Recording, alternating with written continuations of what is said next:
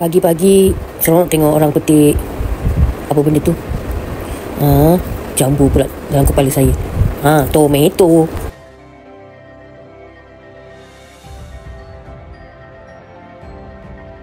Lepas tu kita orang naik motor naklah pergi satu tempat yang saya paling tunggu sangat, excited. Memang teringin. Kalau nak pergi Indonesia memang nak pergi tempat ni. Ni lah saya nak tengah pergilah. Kita orang on the way. On the way kenalah beli roti. Lepas tu ada kopi. Ambil je semua.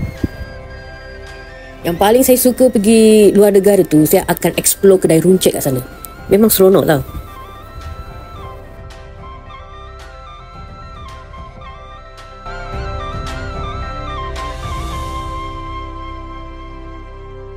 Dia punya antena TV ni lain macam lah.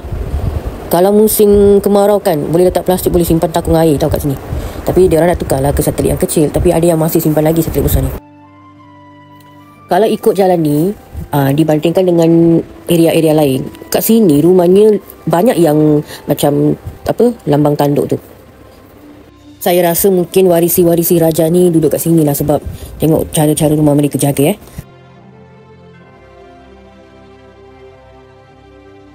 Dah sampai ke destinasinya. Hari ketiga saya datang Istana Bahasa Pagaruyung. Istana Pagaruyung ini terletak di Batu Sangkar. Istana ini merupakan simbol kejayaan Kerajaan Pagaruyung.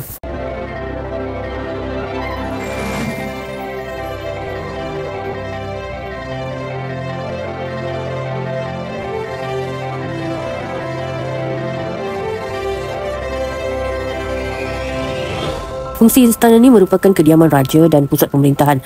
Dalam ada ruang-ruang penting. Dia ada 3 tingkat. Tingkat pertama tu untuk raja-raja buat meeting lah. Kedua pula untuk keluarga. Tingkat 3 pula untuk simpan pusaka, barang kemas. Lepas tu benih, biji benih. Yang penting-penting lah. Bahan-bahan yang penting. Cantik lah sikit. Minangkabau ni sangat menghargai hubungan dengan alam. Bunga melambangkan keindahan, kesuburan dan kehidupan. Sebab tu ada ukiran-ukiran bunga di bahagian istana tu. Ukiran-ukiran yang tu membawa maksud tertentu lah, seperti ketabahan, keharmonian dan kerjasama. Lepas tu itu juga menunjukkan kemahiran seni mereka, kebanggaan mereka lah. Masa yang saya tadi on the way tu kan, saya tengok banyak rumah-rumah yang berbentuk ni, ada banyak ukiran.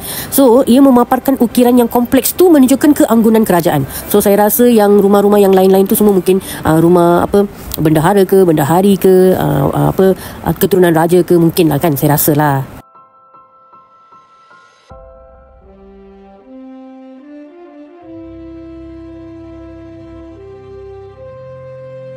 Spot yang saya menanti-nantikan, saya nak try baju tradisi mereka. So I also want to try. Dah beberapa kali istana ni mengalami kebakaran. Lepas tu last terbakar sebab kena kilat pada tahun 2007. Lepas tu tahun 2013 dibaik pulih oleh kerajaan. Serat daripada pokok enau tu digunakan untuk menutup atap istana. Sebab yang tu tahan panas, tahan hujan dengan tahan lama lah. Bahan ini tidak mudah dibakar. Sebab tu dia sangat sesuai untuk pembinaan rumah-rumah tradisional Minangkabau. Paling interesting ialah Istana Pagaruyung ni tidak menggunakan paku logam. Dia menggunakan teknik tradisional Minangkabau, teknik pasak. Kalau in English we call it dovetail lah. Teknik ni sangat fleksibel terhadap kegaran. Lepas tu mudah dibongkar atau dipasang semula jika perlu. Lepas tu dia lebih tahan lama dengan iklan lembap tropika. Sebab kayu-kayu ni dibuat daripada kayu meranti, kayu surian dengan kayu balau. Okey, sebelum masuk ke dalam istana ni, kita perlu buka kasut dulu. Kita tak boleh pakai kasut sebab mereka menjaga istana ni dengan betul. Dan part favourite saya. Okey, kita pergilah Syikin dengan Mak Syikin tolong saya pilih baju yang sesuai. Saya ni tak tahulah kenapa suka dengan purple ni. First saya nak pakai yang warna lain tau. Saya tak nak merah, warna hitam. Sebab yang tu casual sangat. So saya pilih lah warna lain. Warna putih tu pun cantik. Warna purple ni lagi menyelah.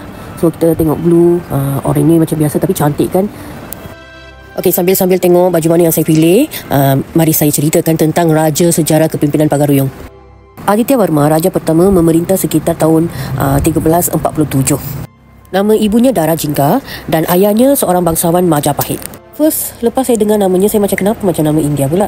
Lepas tu saya tengok sejarahnya, beliau dibesarkan di Majapahit, Jawa Timur, dan agama Buddha Mahayana yang sangat dipengaruhi oleh budaya India. Sekitar abad ke-14, Aditya Varma kembali ke tanah ibunya, Sumatera Barat. Masa itulah beliau mendirikan kerajaan Pagaruyung di wilayah Minangkabau itu sebagai bentuk perluasan pengaruh Majapahit. Pemerintahan dengan penguasaannya disebut dirinya sebagai Maharaja. Gelar yang digunakan di India menunjukkan pengaruh budaya India yang kuat, iaitu Bhairawa. Banyak prasasti peninggalnya menggunakan bahasa Sanskrit dan huruf Nagari, iaitu mirip aksara India lah. Pada abad 16 dan 17, pengaruh agama Islam semakin kuat. So, kerajaan mulai memadukan adat Minang dan syariat Islam.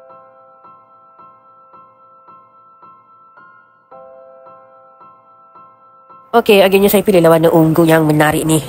Dalam RM30 duit Malaysia. Kita sewakan baju, lepas tu adalah orang yang boleh pakaikan dengan hiaskan kita. So, kita bagi resit kat dia orang, kita akan dilayan lah.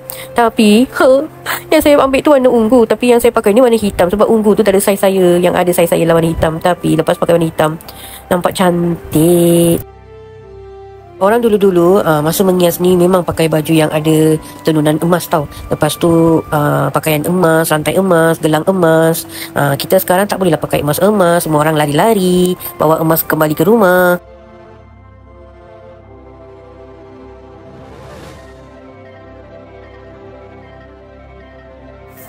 Baju-baju yang mereka pakai dahulu memang ada pangkat-pangkat tersendirilah.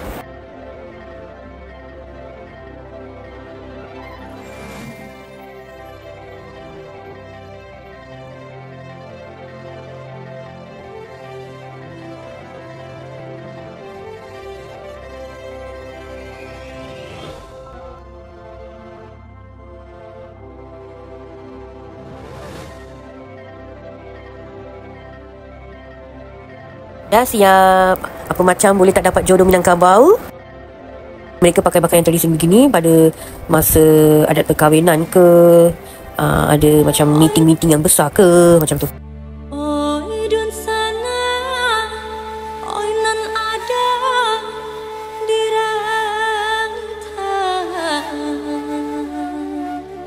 Marilah kita pulang ke kampung. Ayah Jumande lah menantikan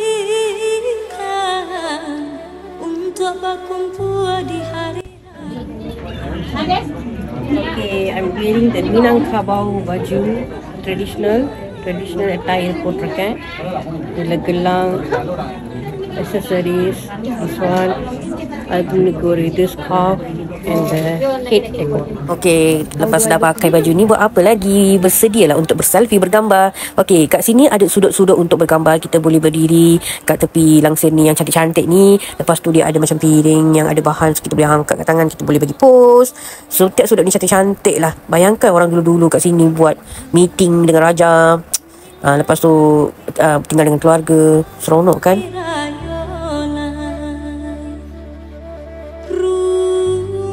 Gadang main bapulang, tanah rantau manahan hati, sakit jo senang nan ditangguhkan.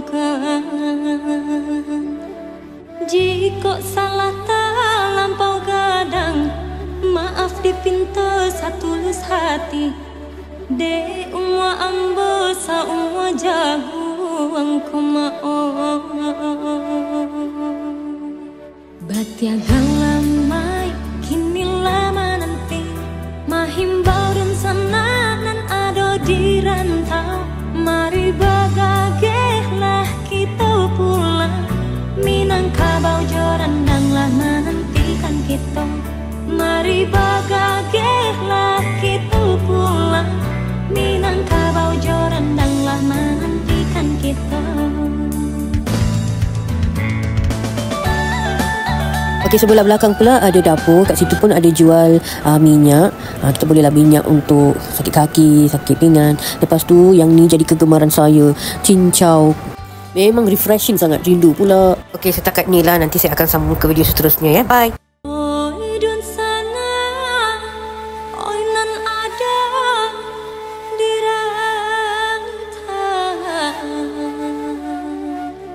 Marilah kita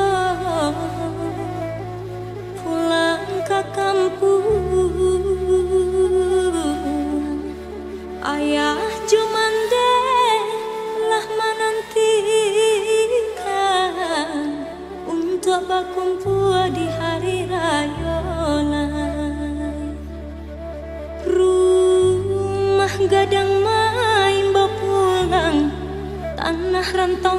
nahan hati, sakit jo senang nan ditangguhkan. Jika salah tak lampau gadang, maaf dipinta satulus hati. De